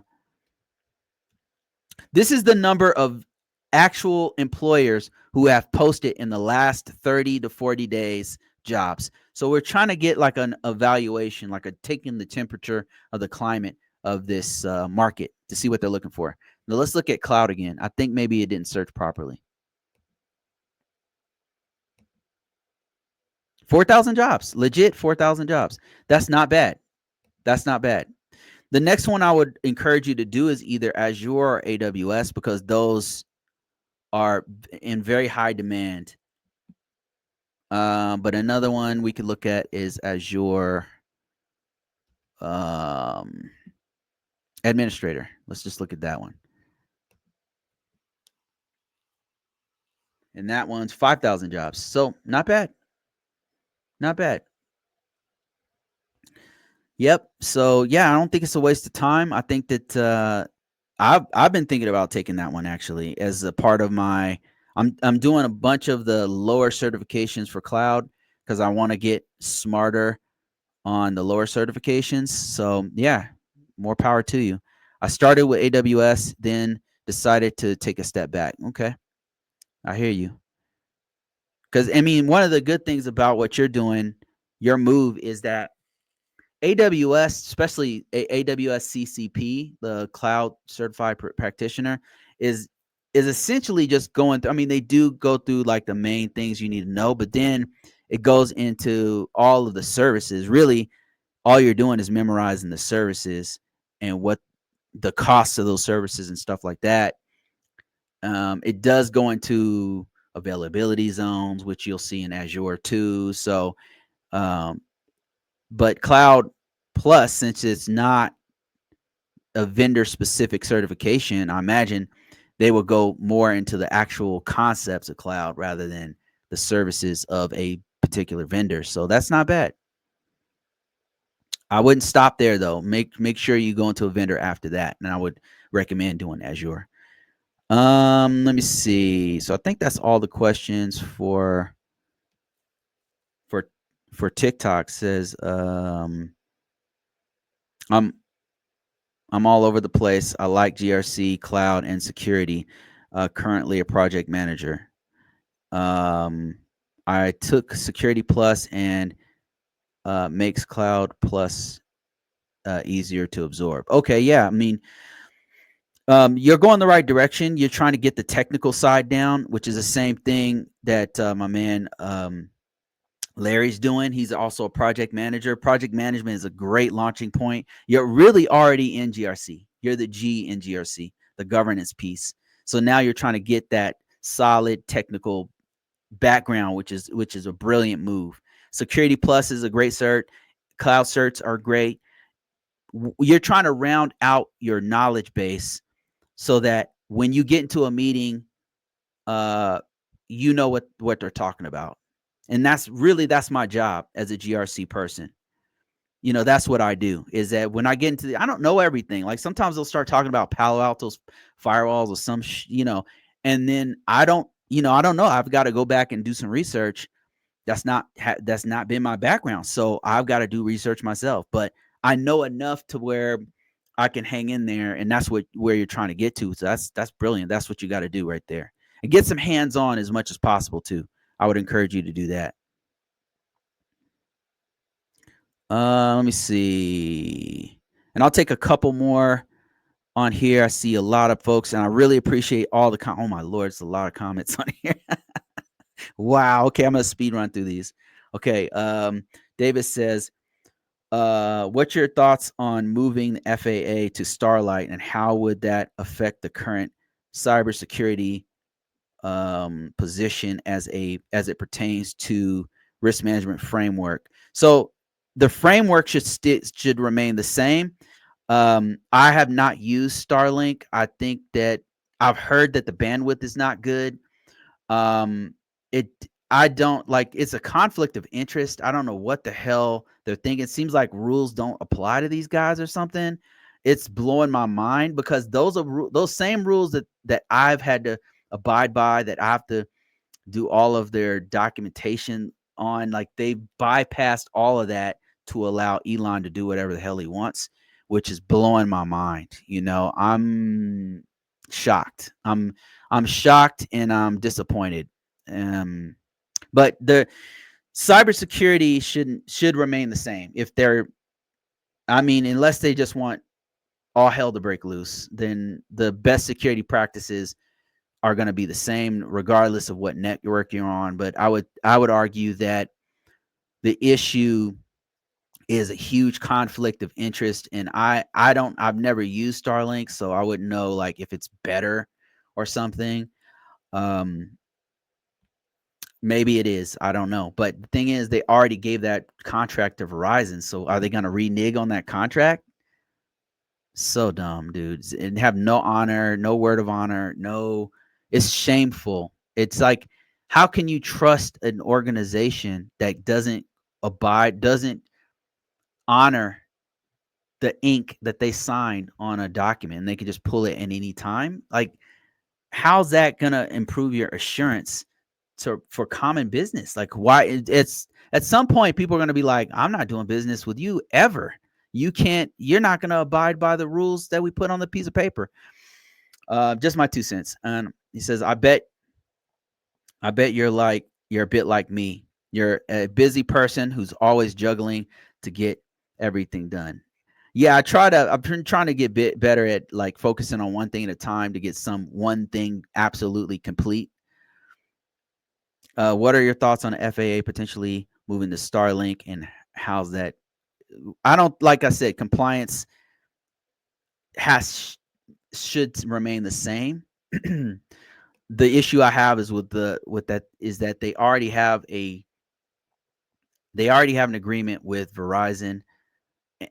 It's a conflict of interest. I don't trust. Listen to me. Listen to me right now. Do you trust? Do you trust somebody who's going to lie about video games? You trust somebody to take over the FAA's communication who lied about video? I do not trust this dude. I do not trust this dude. And this system's designed, the whole idea behind conflict of interest is that you don't have to trust the person because there's no conflict of interest. If you have a third party come in and do an evaluation on whether or not the FAA's communication is good or bad, they don't have a dog in the fight. They're a third party. A third party comes in who doesn't have stock in the corporation that's trying to take over the communications. It doesn't make any sense. I don't trust this guy. He has a conflict of interest. Why the hell is he going to tell the truth? It's not human nature. Does that make any sense? Or am I crazy? I feel like I'm crazy or something. I've been signing these documents for years to try to get in these jobs. And the first thing they ask you a bunch of questions to see if you have a conflict of interest.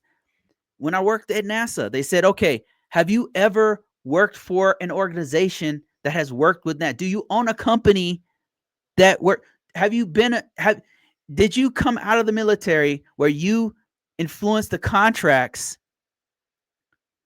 that for this organization that you're about to work on?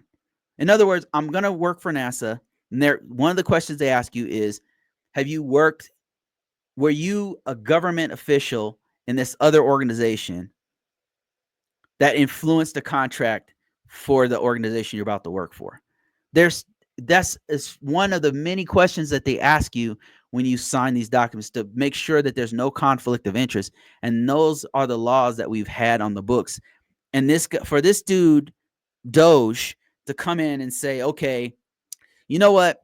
You guys have bad communication ability. The communications here with Verizon is bad, and that's the whole reason why these planes are crashing. Therefore, my company can take this over free of cost to you, the American people.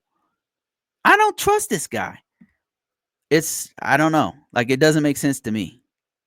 I mean, even if you are an Elon supporter or a Trump supporter, you should really be thinking about that. It's a huge conflict of interest, and it should be a third party. These are planes. Like, you're going to get on a plane within the next year. And this is not something we should mess around with. We should not listen. We can give all of these if you want to give all kinds of grants and subsidies and welfare to all these gigantic billionaires and companies, be my guest, but not at the expense of our security, national security, our physical security, our system security. I don't think that we should give them that much power. I don't think it's safe for anyone, for flying, for nuclear weapons, for any avenue that's affecting our lives directly. If you want to give them subsidies, you want to give them tax breaks, you want to give, but not at the expense of our freaking lives, guys. Please think about what's happening here. I'm just so shocked that people are just giving away freedom like it's shocking to me. I don't know what's going on, man, but Bruce, regarding your comments about assurance, you can bet that other Five Eyes nations are lowering their level of security trust in the U.S. right now. Yeah.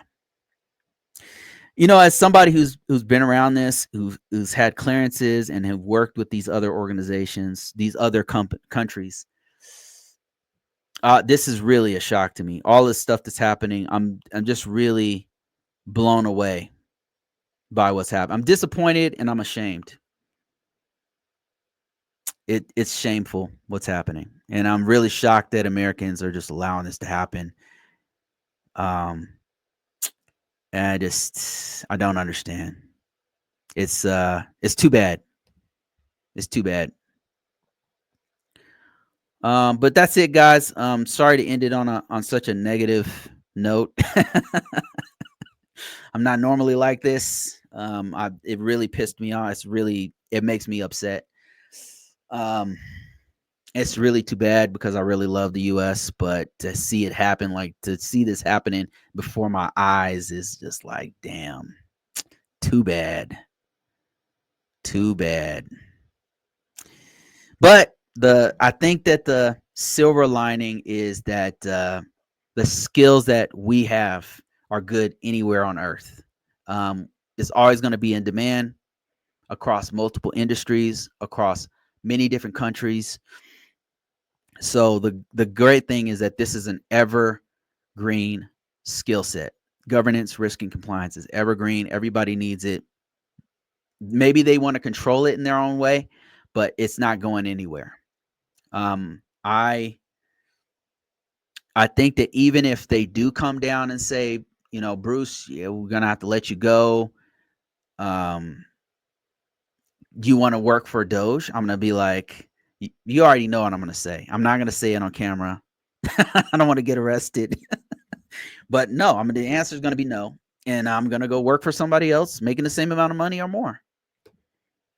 That's what'll happen. So, and I want the same for you guys. I want that same level of confidence that no matter what happens or who takes control of the reins, you're good. That's what I want for you. Um, it's possible. Like I think that most of us have some level of exposure in governance, risk, and compliance. So there's a way you can get in it. And if you're starting from scratch, the first step is to get your hands on some IT. That's the first step. All right, guys, that's it. Thank you guys for watching on TikTok. I'm about to end this live. Thank you so much for watching. Thank you for all your donations. Thank you for all of your kind words, for your awesome questions. I'll be back here next week. I will do better about telling you a time that I'll be on beforehand.